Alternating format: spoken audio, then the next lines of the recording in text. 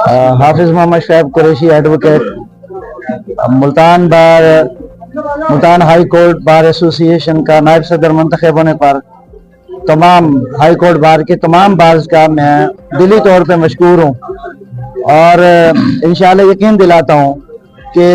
हम सिर्फ और सिर्फ वकला के हकूक के लिए लड़ेंगे, उन्हीं की बात करेंगे और उनके जो सारे मामलात हैं इंशाअल्लाह हम खुद ही डील करेंगे।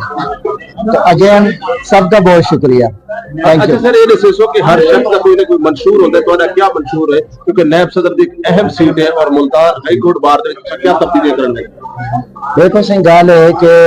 जो कुछ मामलात हुण तक चलते हैं असा इंशाअल्लाह कोशिश करे सूं कि उन्हां को मजीद बेहतर करूं, इंप्रूवमेंट करूं,